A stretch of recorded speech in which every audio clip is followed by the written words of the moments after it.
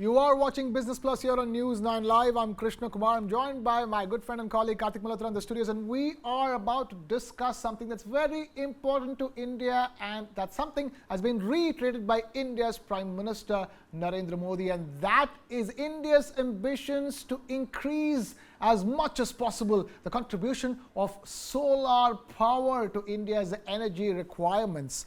It was just about a couple of weeks ago in the union budget, the interim union budget presented by Nirmala Sitharaman, when it was made clear that 1 crore households in India will have rooftop solar panels. It was India's solar power push from Prime Minister Modi that was clearly mentioned in India's budget. And from then on, so much talk about how important India's solar push is, because bear in mind, it is part of a larger integrated strategy to increase the contribution of renewable energy to India's ever-increasing energy demands. And as far as solar power is concerned, that message got reiterated all over again today, because bear in mind, Prime Minister Modi inaugurated the India Energy Week 2024 today, where he spoke again and reiterated India's focus on solar power. Let's first listen to what Prime Minister Modi had to say.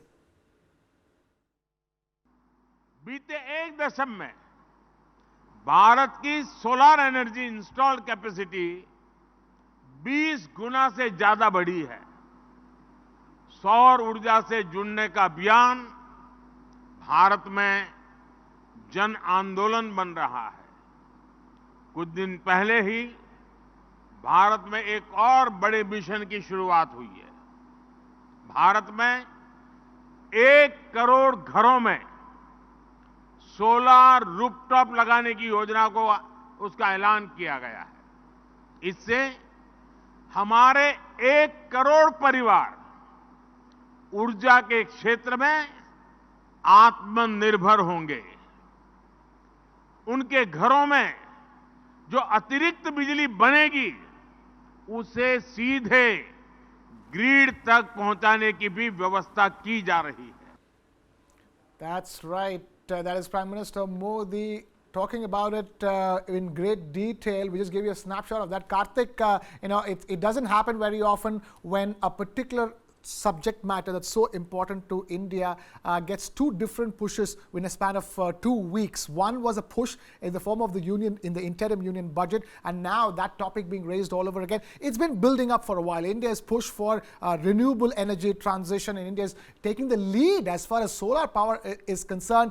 There are many facets to it. Let's begin with that entire topic about 1 crore rooftop solar panels. That in itself generates so much demand for both the solar power equipment as far as the entire ecosystem of creating solar power and distributing it. So, Krishna, I think on the onset, you're right. The entire debate on energy transition has been ripe for more than maybe about 2 years now. In fact, even in its first term, the NDA government was very clear that renewable energy has to be the thrust of the government. It started with a fairly doable, achievable target of about 125 gigawatts by 2021. Then we saw the pandemic, but then we also saw this target getting revised upwards. As we stand today, we are looking at 500 gigawatts of renewable energy by 2030, India becoming net carbon neutral by 2070. These definitely sound like very, very lofty ambitions given where India's current state of electricity production and distribution as well as consumption is.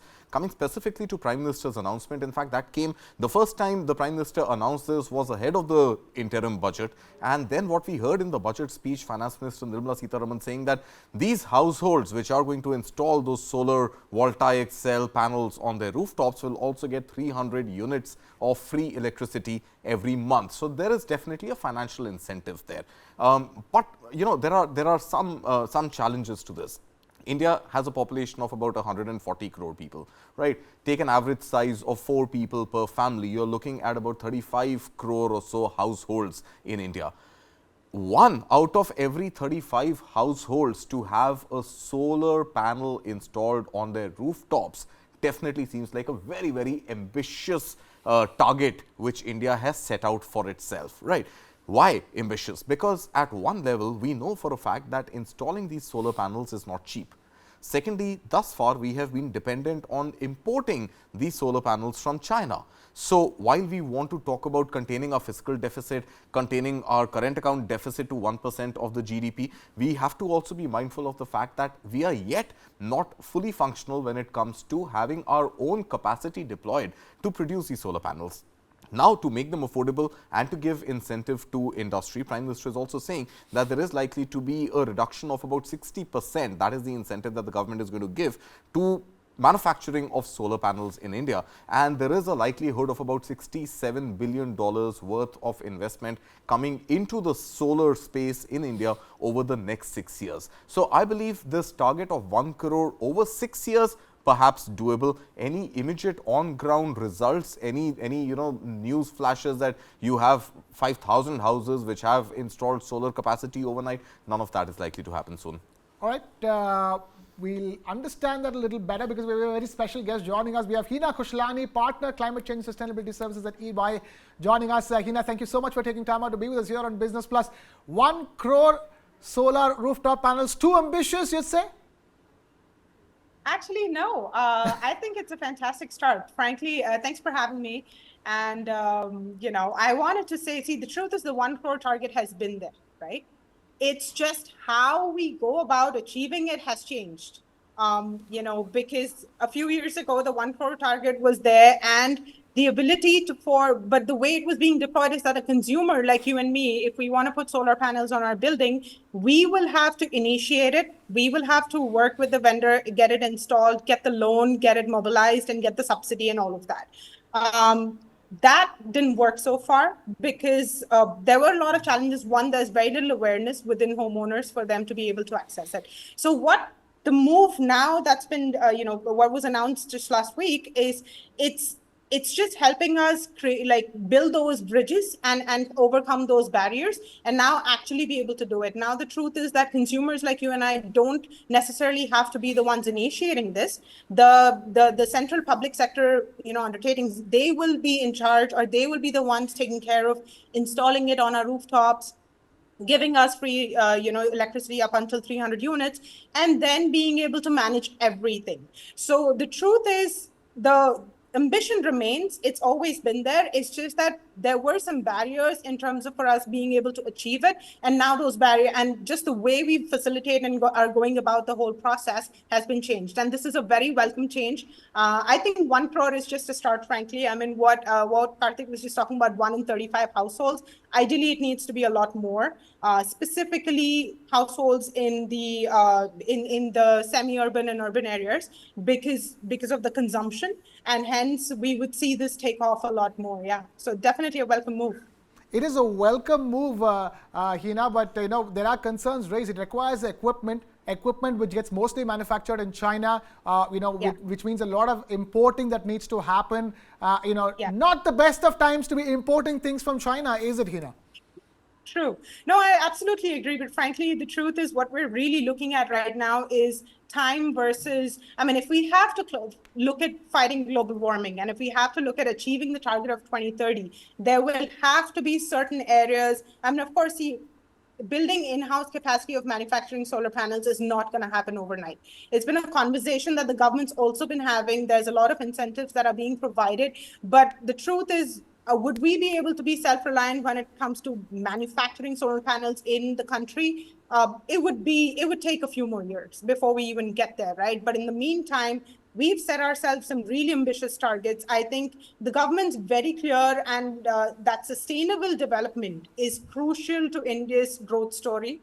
And it can actually be a game changer and position India, like what the government announced today on green hydrogen as well. If we are able to be an exporter of green hydrogen, it will be a key component of our growth story. And hence, I think in the short term, being able to import it from China and be able to achieve the target is a balance that we'll have to play. Okay, it's a very, very difficult balance. It's a tightrope walk of the first order, I'd say. Kartik, you were talking about this. Let me also counter that. Let me be the devil's advocate. Now, we understand that, the US, the United States of America, also has ambitious plans to expand its own solar energy creation and utilization, and for which, over the course of the last year, one of the main equipment supplier happens to be India. Billions of dollars of equipment from India has been exported to the US. In that sense, it's a double-edged sword. It's an opportunity as well for India to be a supply to other countries and consequently get money in the country. See, no doubt, the opportunity is great, Krishna, and I'm not questioning the intention of the government. All I'm saying is, it's a fairly large project which the government has announced. Does it have the capacity, the wherewithal, the supplier base, the installation base, the trained technicians to go ahead and achieve it? It will happen. It is going to take time. It's not going to happen overnight. It's not going to happen over the next 6 months. It's not going to happen even over the next 2 years, 3 years. So it is a medium to long-term project which the government has taken up. My suggestion to the government to go about this would be, and Hina being a consultant, obviously working with the government and with the industry out there, might be able to ratify or contest. I think the government has to take a B2B approach. It is not something which will work wonders if the government takes a B2C approach. So you've got to have the builders on board. Any society which has high towers, let's say 10 floors and above, 6 floors and above, it has to start from there. The partnership between the government and builders has to first strengthen. So start with the buildings, start with all new projects.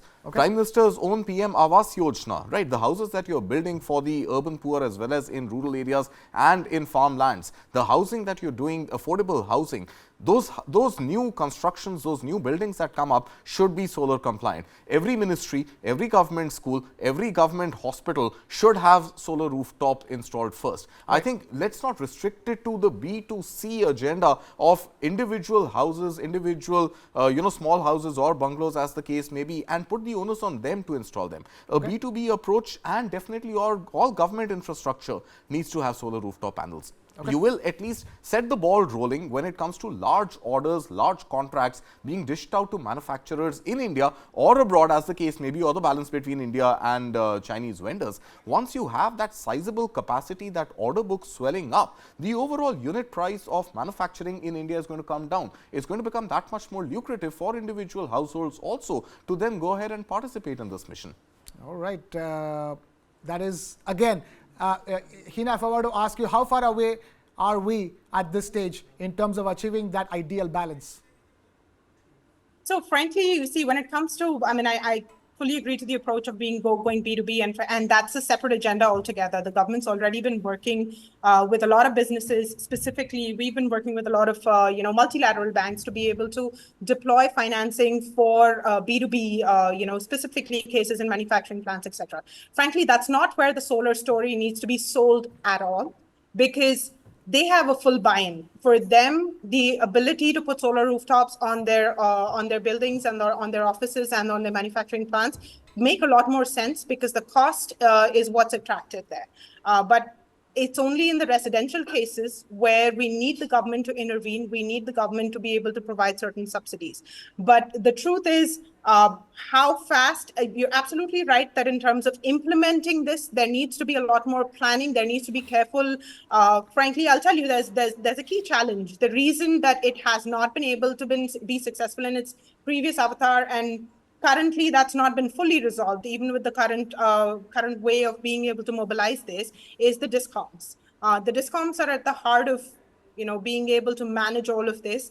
They're not being fully incentivized for renewables. And that's where, unless and until the government solves and the incentives and the KPIs for a discom change, this, even the 1 crore plan and the way we're mobilizing it now will fall short, because that's where we need, unless and until the discom is able to get the incentive for going renewable, and their power purchase agreements in the past are being supported, that's where this is, that's frankly the make or break, So we will need a lot more support from the government on for different stakeholders for this to be successful.